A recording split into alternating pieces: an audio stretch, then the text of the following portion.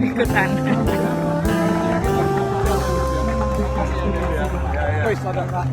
Terima kasih. Alam calon presiden.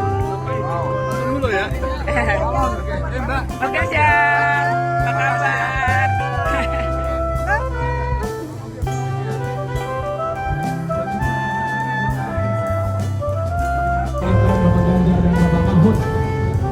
agar sukses menjadi pemimpin Republik Indonesia berikutnya.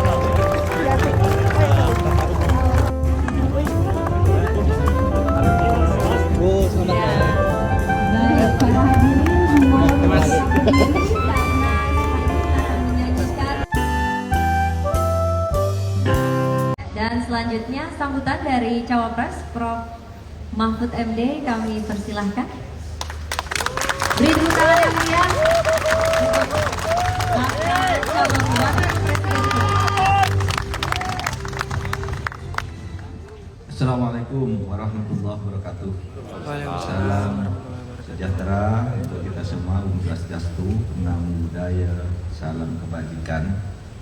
Mas Ganjar Pranowo dan Ibu Atika serta Ananda Alam, Pak Hasto Kristianto, Sekjen sebelah sana, Kristianto. Kemudian Pak Arsad Rashid tadi yang pidato, ganteng orangnya, ketua pemenangannya. Yang gagah di sebelahnya ini Panglima TNI. Lalu Pak Gatot Edi, mantan Wakapolri, Tuan Guru Bajang, lalu Pak Andi Wijayanto, dan yang paling ujung sana Pak Ahmad Basara yang ini belum kenal nama. Oh Pak ini, Pak Luki, Pak Deno, ya, Pak Luki, dan yang lain-lainnya dari pimpinan Sekjen Partai Persatuan Pembangunan, Sekjen Partai Hanura, kemudian Ibu Jadian ya, Perindo, ya, dan yang lain-lain. Saudara, pemilu kali ini adalah pemilunya anak muda. Terlalu banyak. Maka yang banyak yang hadir Menterinya anak muda yang agak lebih tua seperti saya, Pak Habib Kripo, Pak Saur dan sebagainya untuk membimbing. Yang lainnya banyak yang muda-muda. Pemilih muda sekarang ini jumlahnya terbesar, sebanyak 62% yang akan menjadi pemilih yang sangat menentukan. Itu berarti wajah Indonesia 5 tahun mendatang akan sangat ditentukan oleh Anda semua anak muda. Buat saya sebenarnya anak muda itu bukan hanya berarti diukur dari sisi usianya, tapi lebih dari itu menurut saya adalah pemikirannya, cara pandangnya, gayanya, dan perspektif di dalam memandang kehidupan. Semangat anak muda adalah selalu berani melakukan sesuatu. Himmatul rijal tahdimul jibal. Semangat anak muda itu, kata Sayyidina Ali, meruntuhkan gunung yang berdiri kokoh. Karena itu saya yang baru saja mendapat kehormatan dari 4 partai politik, yaitu PDI Perjuangan, Partai Persatuan Pembangunan, Partai Hanura, dan Perindo, untuk menjadi pendamping Mas Ganjar Pranowo pada kali ini, mengajak Anda semua para anak muda, beranilah membenahi dan membangun Indonesia ini dengan kekuatan dan keunggulan masing-masing yang Anda miliki. Di era digital ini, anak muda punya ruang yang sangat besar untuk bersuara dan berkiprah untuk membangun negeri ini menuju Indonesia Emas tahun 2045. Saudara, Indonesia Emas itu Indonesia yang digambarkan oleh alinea 2 pembukaan Undang-Undang Dasar 45 yang berbunyi, dan pergerakan perjuangan kemerdekaan Indonesia telah sampailah kepada saat yang berbahagia, mengantarkan rakyat Indonesia ke depan pintu gerbang kemerdekaan Indonesia yang merdeka, bersatu, berdaulat, adil, dan makmur. Itulah Indonesia Emas yang akan kita bangun. Adik sekalian, persoalan utama kita saat ini adalah lemahnya penegakan hukum. Lemahnya penegakan hukum. Kalau di Indonesia ini penegakan hukum bisa dilakukan dengan baik dan benar, maka menurut saya, meskipun angka 50% ini adalah dugaan yang sifatnya kuantitatif, taruhlah separuh. Menurut saya separuh dari seluruh persoalan bangsa ini bisa selesai. Kalau hukumnya bagus, maka ekonomi akan bagus, infrastruktur akan bagus, kehidupan lain pun akan bagus, perdagangan dan lain-lain. Saudara, penegakan hukum dengan demikian harus memberikan kepastian hukum ke atas. Tadi saya bercerita kalau ke atas itu kepastian hukum itu antar pengusaha elit, penguasa elit itu terkadang tidak memberi kepastian hukum, ada tumpang tindih, ada korupsi, kolusi dan sebagainya. Di bawah itu tidak dapat perlindungan hukum. Sehingga bagi saya penegakan hukum ke depan ke atas harus ada kepastian dan ketegasan, ke bawah harus ada perlindungan hukum. Dan itu bisa dilakukan oleh anak-anak muda sekarang yang mau berjuang bersama Mas Ganjar dan saya ke depan. Mari kita lakukan ini. Kalau saudara punya tekad untuk ini, maka bisa kita lakukan. Saudara, semangat untuk membersihkan Indonesia dari korupsi, untuk menuju peta jalan Indonesia Emas tahun 2025 dengan bonus demografi dan kondisi geografis Indonesia yang kaya akan sumber daya alam. Saudara, Indonesia ini mempunyai 17.508 pulau, penduduknya 276 juta. Sangat luas dan sangat besar jumlahnya. Ini kalau kita kelola dengan baik, apalagi dengan sumber daya alam yang luar biasa, kekayaan alam, laut, hutan, tambang emas, nikel dan sebagainya, itu kita miliki semua. Konon kalau ini dikelola dengan baik, seluruh rakyat Indonesia itu sudah makmur, sudah sejak beberapa waktu yang lalu.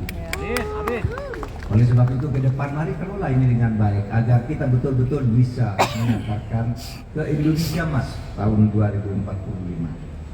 Saya sama sekali tidak percaya kalau ada yang mengatakan bahwa anak-anak muda sekarang ini apatis, cuek, dan tidak peduli. Saya ingin memberikan beberapa contoh kasus yang saya hadapi dan harus turun tangan yang direspon di media dan media sosial justru oleh anak-anak muda. Ketika saya mencoba menyelamatkan seorang yang tidak bersalah, namanya Saiful Mahdi, seorang dosen di Aceh, dijatuhi hukuman masuk penjara karena mengkritik institusinya. Saya turun tangan bersama beberapa pejabat di DPR dan lain-lain untuk membebaskan yang bersangkutan. Yang bersangkutan bebas. Dan sudah bebas, sambutan anak-anak muda luar biasa. Anak-anak muda memberikan semangat dan dorongan untuk penegakan hukum dan keadilan yang seperti itu. Saudara sekalian, pernah juga saya memberitakan seseorang yang dikeroyok oleh begal di Bekasi. Dia kemudian melawan dan membunuh salah satu begal. Tiba-tiba saat itu juga yang bersangkutan ditangkap oleh polisi dan dijadikan tersangka. Saya sampaikan ke Presiden bahwa ini tidak benar menurut hukum, karena orang membela diri dan membunuh si begal kemudian dihukum. Besoknya anak ini dibebaskan oleh polisi dan justru diberi penghargaan, dan anak-anak muda memberikan dukungan terhadap sikap dan ketegasan pemerintah yang seperti ini. Saudara, mari akhirnya kita jadikan pemilu kali ini untuk menghasilkan perubahan. Memilih pemimpin yang dianggap bisa melakukan perubahan, apalagi perubahan besar dalam penegakan hukum. Perubahan itu bukan berarti menutup buku. Perubahan itu adalah melanjutkan tahapan-tahapan yang sudah kita capai. Satu, yang bagus kita lanjutkan, yang sudah selesai kita pelihara, yang tidak cocok kita buang lalu kita kembangkan ke arah-arah baru. Karena sebenarnya perubahan itu bisa saja hanya diartikan sebagai pengembangan, tidak harus dipertentangkan antara perubahan dan kelanjutan. Sama saja sebenarnya, semuanya berarti pengembangan. Kemudian selamat, mari berjuang bersama Ganjar dan Mahfud MD untuk menuju tahun 2024.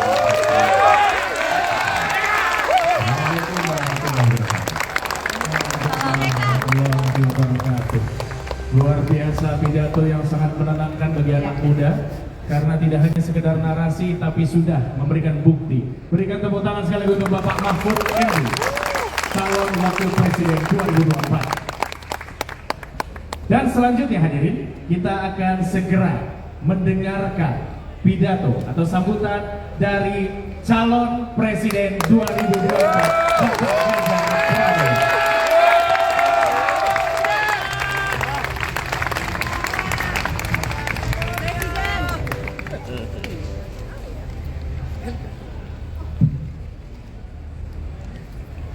Kameranya banyak sekali.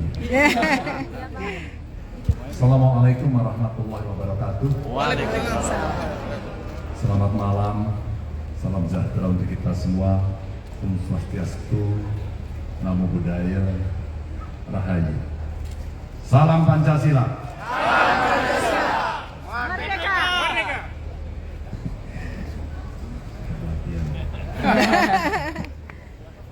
Yang saya hormati Pak Mahfud, beliau sudah sampaikan ceritanya. Saya kira dengan mendengarkan kawan-kawan sudah paham, tidak perlu diulang. Beliau orang yang cocok bersama saya. Yes.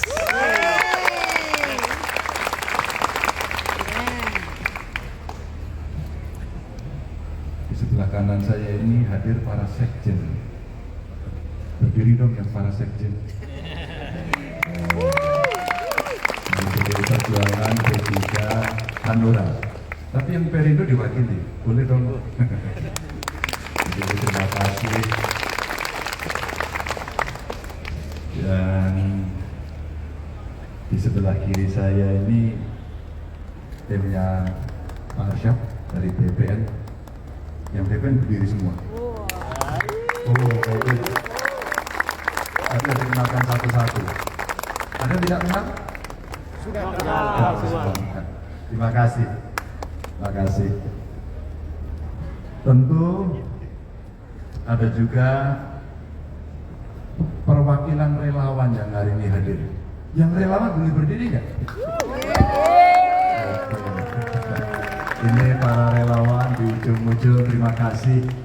Saya tidak tahu pekerjaannya mulai kapan, tapi hari ini setia.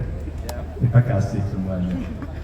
Dan tentu saja sengaja saya mengajak beberapa anak muda yang mungkin lebih dulu ikut terlibat. Kalau Pak Mahfud sampaikan tadi, dia punya kesadaran untuk bisa berkontribusi membangun negara. Boleh dong yang anak muda-muda di belakang yang sudah dari awal mengikuti kami semuanya, dan saya terima kasih sudah berkenan membantu. Terima kasih. Bapak Ibu kawan-kawan, hari ini kita yang hadir di sini dan tentu jutaan pemirsa sekalian yang mengikuti di seluruh Indonesia, kita bersama-sama menentukan niat dan sekaligus memanjatkan doa dan memulai sebuah perjuangan yang sangat penting secara bersama-sama. Perjuangan ini tentu untuk seluruh rakyat Indonesia. Dan juga untuk masa depan generasi muda dan generasi selanjutnya. Bapak Ibu teman-teman, kita menghadapi sebuah tantangan yang cukup besar. Dunia bergerak dengan sangat cepat, turbulence, dan terjadi disrupsi di mana-mana. Kecanggihan teknologi bergerak juga dengan sangat cepat, dan perubahan itu terjadi tanpa kadang-kadang kita sadari. Semuanya sekali lagi serba sangat cepat. Pertanyaan untuk bangsa kita sebenarnya, untuk kita semuanya, khususnya untuk generasi muda menghadapi yang serba cepat itu. Mampukah kita merespon? Saya orang yang hakul yakin, jawabannya mampu. Mampukah kita survive? Mampu. Kita orang-orang yang adaptif. Dan bukan sekedar survive loh sebenarnya, tapi kita juga harus menang dan unggul dibanding dengan bangsa lain. Bapak Ibu kawan-kawan, saya yakin-yakinnya kita bisa. Dan saya sedang tidak bercanda. Ini serius. Dan tentu saja keseriusan ini mesti kita wujudkan untuk berkontribusi dalam kontestasi ini dengan sebaik-baiknya, setulus-tulusnya, dan sekeras-kerasnya kita akan berjuang. Bapak Ibu yang sangat saya hormati, kita pasti bisa. Dan kunci dari kemenangan bangsa kita dalam menghadapi tantangan global ini terletak pada kawan-kawan yang ada di sekitar kita, generasi muda.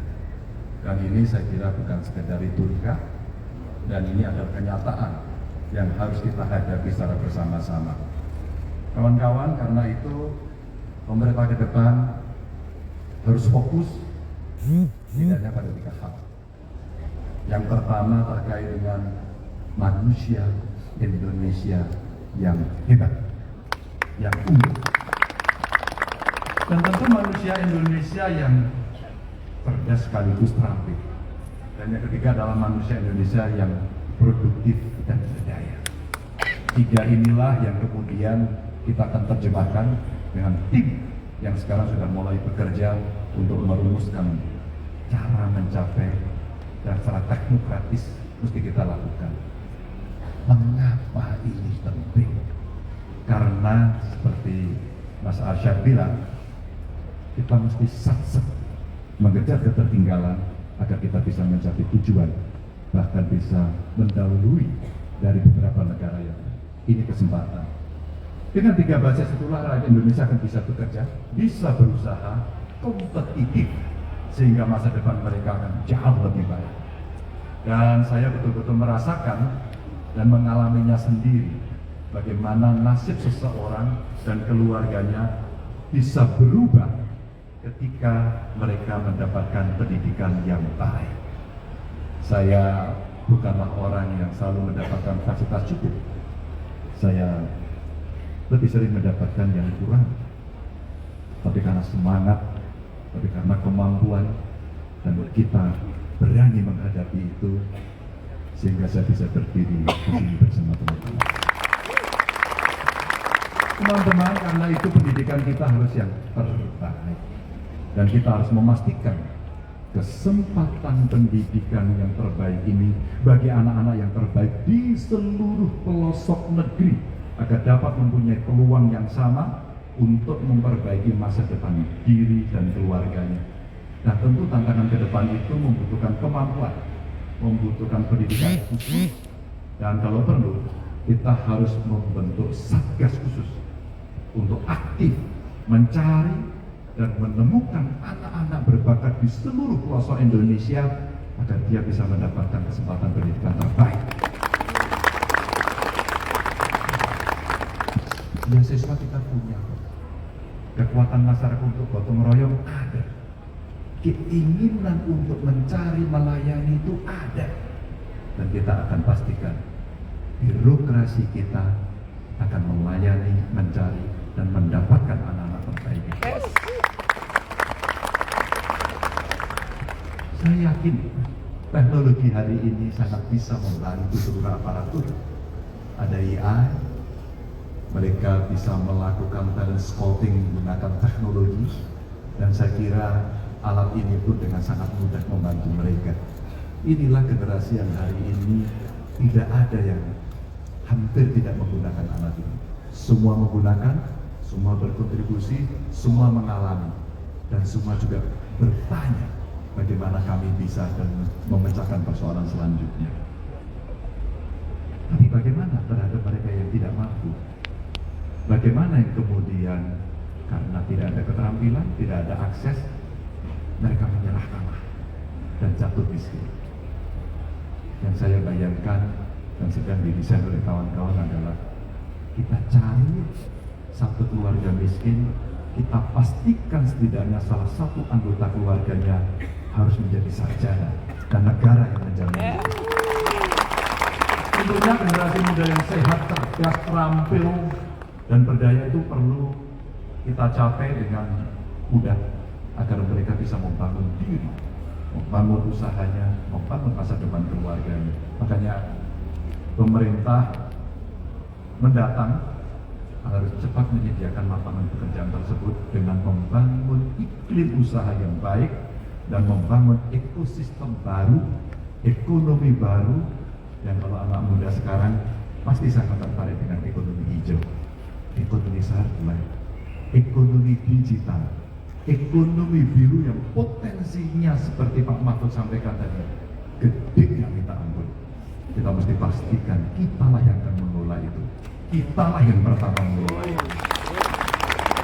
Dan tentu manusia Indonesia yang unggul dan produktif itulah yang akan membawa bangsa kita menuju 100 tahun nanti di 2045. Kita yang hadir hari ini adalah pionir yang nanti harus memastikan bahwa ya, pada usia 100 tahun kita akan mencapai kejayaan itu. Teman-teman, Bapak Ibu, kami mengajak seluruh rakyat Indonesia, khususnya generasi muda, untuk bersama-sama bekerja keras, berkontribusi dalam membangun Indonesia unggul itu. Dan kami berkomitmen penuh bahwa negara akan hadir membantu untuk seluruh rakyat Indonesia dalam meningkatkan taraf hidupnya, dalam mencapai kemajuan, guna mewujudkan Indonesia yang jaya, yang unggul, yang targetnya kita siapkan dengan baik. Maka jika Bung Karno dulu pernah mengatakan, beri saya 1000 orang tua, akan ku cabut gunung Semeru dari akarnya. Tapi Bung Karno pada saat itu sudah perhatian penuh sama anak muda. Beri 10 pemuda yang semangatnya menyala-nyala, akan ku goncang dunia. Dan hari itu beri Ganjar dan Mahfud, seluruh pemuda ini, kita akan capai tujuan bersama. Bapak Ibu yang sangat saya hormati, terakhir, saya bersama Pak Mahfud bukan sekarang. Saya ingat betul 2 kali kami pernah berdiskusi dengan sangat tajam. Bahkan bagaimana Indonesia menjaga integritas, transparan, akuntabel, dan anti korupsi. Kami pernah berdiskusi di DPR, kami pernah diskusi di meja makan beliau, yang makanannya sangat banyak disajikan oleh Bu Mahfud. Terima kasih, Bu. Dan kami pernah undang Pak Mahfud persis kira-kira 5 tahun yang lalu ya, Pak, di rumah dinas saya. Insya Allah kalau Pak Mahfud dulu tidak jadi wapres, hari ini saatnya.